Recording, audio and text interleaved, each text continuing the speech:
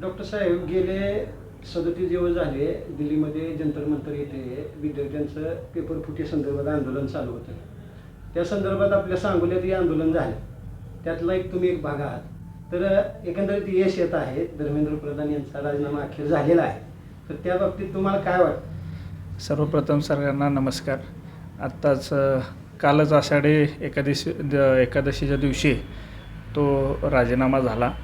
एकंदर हे जे काही झालेलं प्रकरण आहे की विद्यार्थ्यांना सुरुवातीला हिनवून कॉक्रेचे बोलणं आणि त्याच्यानंतर जी काही पेपरफुटी झाली त्याच्यामधले जो असंतोष विद्यार्थ्यांमध्ये तयार झाला त्याच्यापासून निर्माण झालेलं एक आंदोलन, एक चळवळ आणि त्याच्यातून मुख्य मागणी उत्तरदायित्व कुणी असावं, अकाउंटेबिलिटी कुणाची असावी. तर ह्या संदर्भात ज्यावेळेस प्रश्नचिन्ह उपस्थित झाले त्यावेळेस एकच नाव समोर आलं की केंद्रीय शिक्षण मंत्री हे ह्या सर्व गोष्टींना उत्तरदायित्व ठरतात आणि त्यांचा राजीनामा झाल्याशिवाय आम्ही काय हटणार नाही. ही भूमिका विद्यार्थ्यांची आणि काँग्रेस जनता पार्टी ज्यांनी ह्या सगळ्या गोष्टीसाठी पुढाकार केला आणि त्याच्याबरोबर त्यांना साथ देणारे, त्यांच्याबरोबर खांद्याला खांदा लावून साथ देणारे सोनम वांगचूक सर असतील, यांनी 25 दिवस तब्बल उपोषण केलं आणि ही चळवळ मोठी होत होत होत पूर्ण देशभर मोठ्या ताकदीने झाली. तर हा राजीनामा म्हणजे काही एका व्यक्तीचा व्यक्तिगत न बघता किंवा एखाद्यावर व्यक्तिशा आरोप न बघता ही जे काही यश मिळालेलं आहे हे लोकशाहीला यश मिळालेलं आहे आणि लोकशाहीमध्ये प्रत्येकाला प्रत्येक गोष्टीवर अन्यायाविरुद्ध वाचा फोडण्यासाठीचा हक्क असतो, तो या विद्यार्थ्यांनी बजावला आणि सुदैवानं आम्हालाही ह्या गोष्टींमध्ये तथ्य वाटली, या प्रश्नांमध्ये आंदोलनामध्ये तथ्य वाटले म्हणून आम्हीही या आंदोलनाचं समर्थन वेळोवेळी केलं. पण ज्या दिवशी 20 तारखेला 20 जुलैला जो काही लाठीमार झाला प्रशासनाकडून तो दुर्दैवी होता, तो निषेधार्ह होता. कारण का जी काही समोर विद्यार्थी होते यांच्याकडे कोणते हत्यार नव्हते, नाही हे कोणतं स्वतःहून कोणते विद्रोह गोष्टी करत होत्या. अशा गोष्टींमध्ये ते फक्त शांतता पद्धतीने एक आंदोलन आणि एक मार्च हे शांततापूर्व असताना त्यांच्यावर अशा पद्धतीचा लाठीमार हा पुन्हा निषेधार्ह होता. म्हणून सांगोल्यातील काही विद्यार्थी आमच्यासोबत जुडले आणि आपणही या सांगोला तालुक्यामध्ये एव्हाना सोलापूर जिल्ह्यामध्ये सर्वात प्रथम असो आपण की जे या सगळ्या गोष्टींवर वाचा फोडली आपण आणि आपण एक निषेध दर्शवला. विद्यार्थ्यांचं त्याच्यामध्ये मत होतं की तुम्ही असायला पाहिजे आणि मी म्हणलं मी आहेच आहे, मी या सगळ्या गोष्टींना पहिल्या दिवसापासून समर्थन करतो आहे आणि मीही स्वतः निषेध दर्शवला होता आणि या माध्यमातून विद्यार्थ्यांच्या सोबत नेहमी राहावं ही माझी भूमिका आहे. त्यांचे प्रश्न हे ज्वलंत असतात आणि ते उद्याचं भवितव्य आहे. त्याच्यामुळं त्यांच्या प्रश्न जर आपण सोडवले नाही तर उद्या देशाचे प्रश्न न सोडवल्यासारखं होईल. त्यामुळं निश्चित आम्ही सर्वच इथले विद्यार्थी संघटना असतील आणि त्याचबरोबर विशेष आभार की माजी सैनिक असतील, सर्वच जे न कळत सर्वच पक्षातील नाव न घेताही आले, म्हणजे काही लोकांना अडचणी होत्या तीही यामध्ये सामील झाले आणि विविध संघटनाचे पदाधिकारीही त्या रॅलीमध्ये सामील झाले आणि चांगल्या पद्धतीने सांगोला तालुक्यामध्ये त्या गोष्टीचा निषेध झाला आणि त्यानंतर 2च दिवसात ह्यांचा राजीनामा झाला. ही कुठल्या व्यक्तीची किंवा एका पार्टीची हार नसून लोकतंत्राचा विजय असं मला वाटतं. शिक्षण मंत्र्यांच्या राजीनाम्यानंतर ही पेपरफुटीचा कुठेतरी थांबेल असं वाटतं?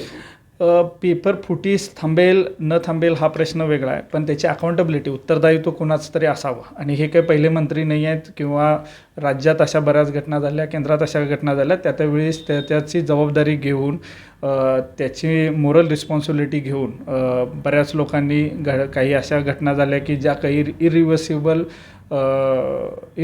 म्हणजे एखादी गोष्ट पुन्हा ती आपण रिकवर करू शकत नाही, अशा काही मोठ्या गंभीर घटनांमध्ये मंत्र्यांनी त्यांचं नैतिक जबाबदारी म्हणून राजीनामा दिले होते. त्या पद्धतीचा हा राजीनामा आहे.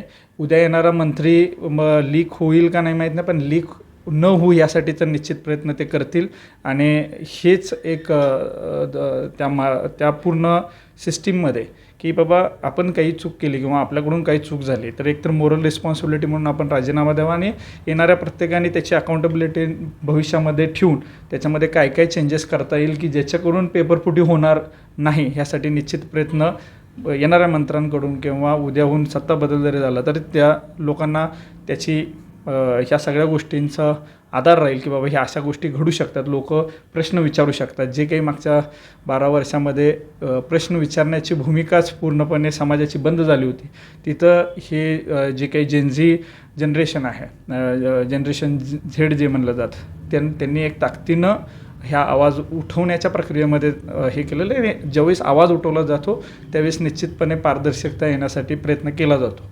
पूर्ण थांबेल का नाही हा प्रश्न राहीलच. कारण कसं राहतं की पेपर फुटी पहिल्यांदा लोक कॉपी करायची, कॉपीचे प्रकार बदलले, तसे पेपर फुटीचेही तंत्रज्ञानानुसार प्रकार बदलतील, पण ती थांबवण्यासाठी काय प्रयत्न केला जातो.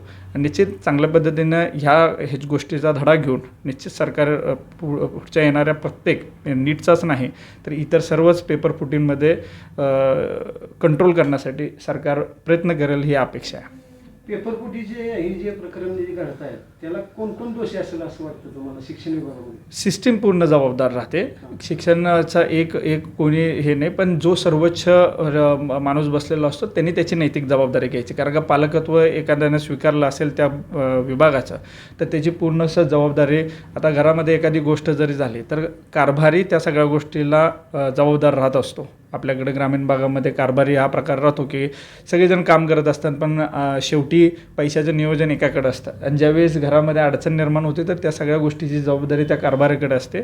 तर कारभारी म्हणून त्या विभागाचा प्रमुख म्हणून सर्वोच्च जे काही पद आहे त्यांनी त्या सगळ्या गोष्टींची नैतिक जबाबदारी घ्यावी आणि नंतर ह्या गोष्टींची सखोल चौकशी त्यांनी परत आता सुरू केलेली आहे आणि त्याच्यामध्ये जी दोषी आढळतील हे दुर्दैव आहे. म्हणजे सर्वात पहिल्यांदा तर आपण त्या सगळं जे काही नीटच्यामध्ये ज्या लोकांनी आपला जीव गमावला नीट पेपरफुटीनंतर ज्यांनी स्वतःचं खच्चीकरण झालं मनाचं आणि त्याच्यातून त्यांनी एक टोकाचं पाऊल उचललं हे दुर्दैवी आहे. त्यांच्या स्मृती म्हणजे त्यांना अभिवादनच करायला, त्यांना श्रद्धांजली वाहिली पाहिजे ॲक्च्युली.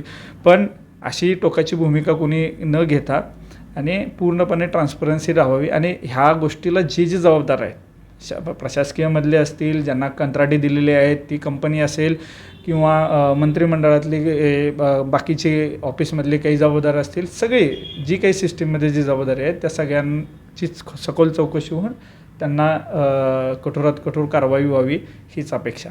पेपरफुटीमुळं जे विद्यार्थ्यांचं नुकसान झालं त्या बाबतीत तुम्ही काय सांगाल? ते भरून त्याच्यामध्ये सरकारने आता भरून तर म्हणजे एखाद्याचा जीव घेणं काही भरून निघण्यासारखी गोष्ट नाही, पण त्याला एक कुठंतरी कंपन्सेशन म्हणजे उद्याहून त्या घराचं भवितव्य ती विद्यार्थी किंवा ते विद्यार्थी होता की बाबा उद्याहून तो डॉक्टर बनला असता आणि घराला सांभाळलं असतं, कुठल्या स्तरावर चांगला नेऊन ठेवलं असतं, ते व्यक्तिगत जे काही लॉस झाला आहे ते काही पूर्ण भरून निघण्यासारखं नाही. त्यामुळेच तर त्याची नैतिक जबाबदारी घेऊनच कालचा राजीनामा झाला असावा असं मला वाटतं. आणि त्या संदर्भात निश्चित मागण्या ज्या होत्या की त्यांना फायनान्शियल कंपन्सेशन मिळालं पाहिजे, तर ते करण्यासाठी केंद्र सरकारनं त्याच्यामध्ये पुढाकार घेतला आणि ते करण्याचं आश्वासन त्यांनी दिलेलं, निश्चित ते करतील अशी अपेक्षा आहे.